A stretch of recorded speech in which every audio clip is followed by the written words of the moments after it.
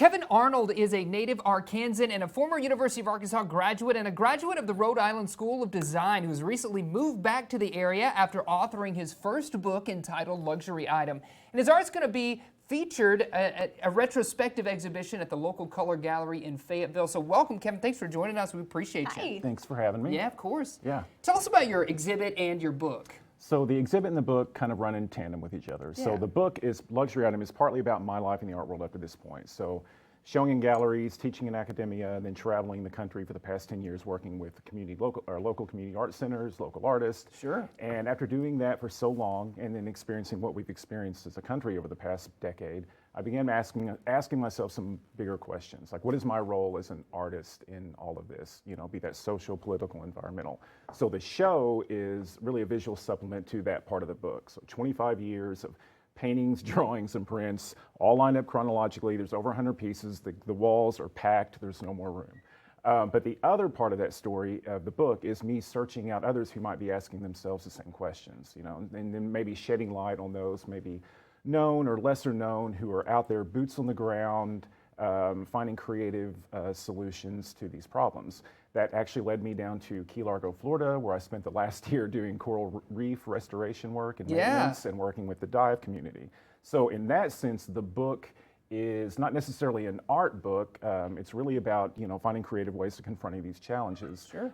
Which is why I go out of my way, or I try not to define really what an artist is in the book, because I think as humans we're all creative people, right? We all have unique skills and abilities to bring to the table, and I think we need that now more than ever. Yeah, certainly. Yeah. So I'm curious, with all of your traveling and your research, is there anyone that you have met or just come across that has really stood out to you? I try to include as many as I could, and there were a lot, but I think the most memorable would have to be Marlon Brando. Ooh, tell me more. Yeah. So, as everyone else, I knew Marlon Brando as the great American actor, right? And I had no idea he was such a leading voice in environmentalism going back to the early '60s. So, long story short, he purchases an island in Tahiti with the intent of creating this completely net zero carbon, ecologically sound retreat for scientists to come and study the atoll, but also for people to come and just enjoy the unspoiled natural surroundings. Sure. Sadly, he passed away in 2004. He wasn't able to see that become a reality, but his family and the Brando estate continued on with that project, and it opened in 2014 as the Brando.